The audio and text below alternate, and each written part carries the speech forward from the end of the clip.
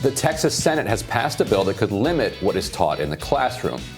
Under Senate Bill 3, public schools are no longer required to teach that the Ku Klux Klan, slavery, or white supremacy are morally wrong. Also dropped from the curriculum is Martin Luther King's I Have a Dream speech, writings from Cesar Chavez and Susan B. Anthony, and Native American history. Who knew that this campaign against CRT was not entirely on the up and up? Democratic strategist and SVP at Firehouse Strategies, Michael Starr Hopkins, and senior policy analyst at the Independent Women's Forum, Kelsey Bolar, are with us to weigh in. Great to see you guys. Good morning. So, Michael, I, for one, am shocked. I was so sure that when Texas Republicans were taking up the banner of opposition to critical race theory, that they had dived deeply into that theory, and they had found some flaws with it that they wanted to see corrected before it started molding the minds of Texas's school children. Yet the Texas Senate seems to have taken it a bit further than we originally thought. What happened here? Look, I mean, I think at the end of the day, there's a whitewashing of history that's going on. And it's not just bad for politics, but it's bad for the country as a whole, because we no longer have shared truths. And when we don't have shared truths, we end up with things like January 6th. We end up with people having no faith in the government and no real understanding of how we got to where we are. We can't wipe away slavery. We can't wipe away what happened to Native Americans and ever expect to have reconciliation. And I think at the end of the day, that's the real problem. So, Kelsey, I'm looking at the text of the bill now, and there's a section in there that says, nothing in the section may be construed as limiting the teaching or instruction of essential knowledge. But then it does say, in adopting these essential knowledge and skills, these documents shall be included in someone's civic education, and it goes to list them. It includes everything from Alexis de Tocqueville to the reading of the Federal Civil Rights Act, Declaration of Independence, the complexity of the historic relationship between Texas and Mexico. So what is your take on kind of what's going on here? Yeah, let's talk about what actually happened here and whether the framing of this entire segment is accurate or responsible. This was based on a Huffington Post news report claiming that Republicans are dropping the teaching that the KKK is morally wrong. Is that what they're actually doing? Are they banning any teacher from teaching their children that the KKK is wrong? Absolutely not. What happened here is that normal legislative process, a state Democrat lawmaker introduced an amendment to this anti-CRT bill. And that amendment said you must teach that the KKK is morally wrong. Republicans dropped that amendment, and this is something that happens in any legislative process. Any responsible journalist knows this is typical, where opposing lawmakers know they really have no chance of attaching certain provocative amendments to legislative packages, but they'll do so anyways so that they get bad press. But the truth of the matter is that any responsible journalist knows that's not actually what happened here, and that's why you only see the Huffington Post framing it like this. If you Google this story in any other responsible news outlet, they are not suggesting that Republican lawmakers in Texas are trying to whitewash our history and ban Texas schools from teaching that the KKK is wrong.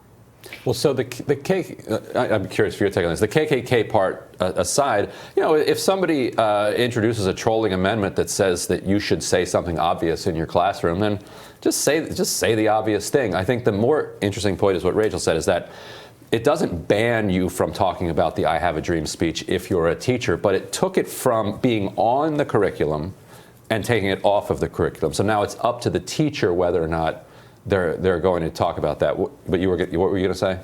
Well, I was actually just going to see if kind of Michael wanted to respond to that, because we do see this all the time, right? In legislative environments, poison pill amendments, getting people on the record to, vote against inflammatory things are then spun into, well, you're against this and you're against that. So I guess kind of, Michael, what's your take? Because the added element we have here is that the chamber can't even debate this right now because Texas Democrats aren't even providing a quorum. So kind of talk to me about your take on, how you see this playing out. Is this a legislative process writ large, or is what we're seeing actually going to be the final result? Well, let me first say that this isn't the first time we've had this issue in the South. The Civil War was defined in textbooks as the War of Northern Aggression. Like, we've seen this playbook before. And so as Republicans continue to attack critical race theory as if elementary schools are teaching it rather than graduate schools and law schools, we run into this conundrum where both sides are trying to now use history and use education as this political cudgel, when it shouldn't. At its most basic level, we need to have unified facts that we start from the beginning and raise children understanding so that we can have basic conversations. What we've done now is make everything a political, even 5-7-year-olds trying to learn how the country was formed. Kelsey, what I'm curious about is what is it about kind of Texas's history, or just kind of American history in general, that makes conservatives blanch? I mean, if the true history is taught, are conservatives afraid that people won't have faith in the mythology of the country anymore? Because I think you can believe both things at once. That the idea that the country was founded on is one that should be supported and should serve as kind of a beacon, for people today, for people around the country, equality for all. The words in the Declaration of Independence. The fact that we have often not lived up to that doesn't undermine that idea. So what is it that makes people say, well, let's not talk about all of these issues? I would, I guess, dispute the premise of that question, because I'm not sure any Republican or conservative who is scared of teaching the truth of American history. In fact, that's what a lot of these bills are trying to ensure that occurs in our classrooms. We know the 1619 Project had major historical flaws. That is one piece I saw in this legislation, I believe, that's actually banned, which shouldn't be controversial when, again, that piece of supposedly historical writing was found by many historians across the spectrum to be inaccurate.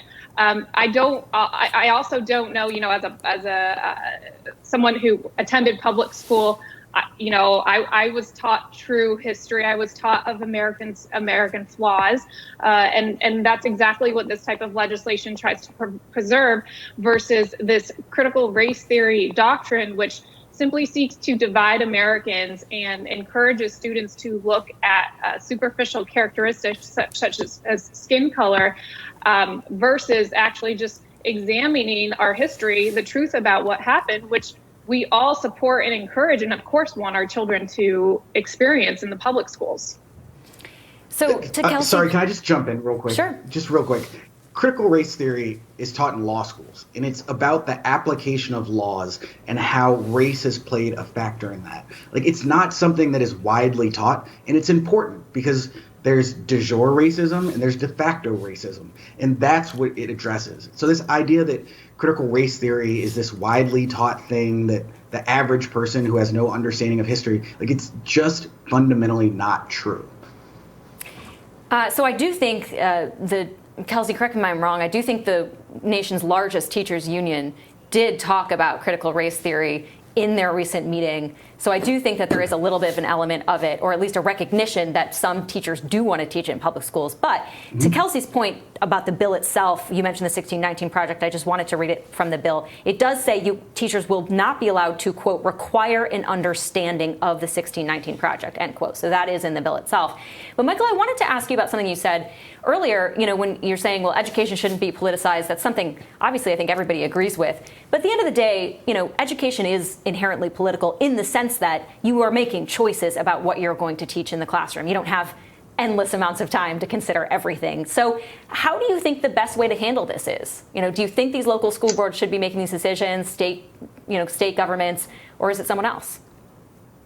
I think there's got to be a combination of state and federal organization in the way it's done, because, states like Mississippi and Alabama can't be allowed to just rewrite history and talk about slavery or talk about the murder of Native Americans, while Massachusetts and New York teaches something entirely different. it's okay that we're sad and embarrassed about some of the sins of this country, but we can't ignore them or wipe them away just because we don't want to talk about them.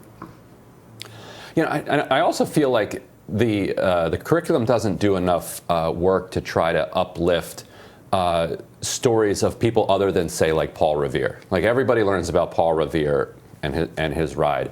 People don't learn about Robert Smalls, who during the Civil War escaped slavery. We talked about him on this show before. Escaped slavery by stealing a Confederate ship and with his family, kind of piloting it out of the Charleston Harbor, tricking a bunch of different Confederates and turning it over to the Union. And then he ends up becoming, he fights for the Union. He becomes a member of Congress from South Carolina. Like, there isn't any work done to kind of say that, every kid should know who Robert Smalls is. Like, that's an absolutely incredible story. Instead, everybody knows who Paul Revere is, and it seems like we're going the wrong direction by saying, let's not study Susan B. Anthony and Cesar Chavez's writing anymore. Yeah, so I guess I'll put the final question to you, Kelsey, kind of similar question I gave to Michael.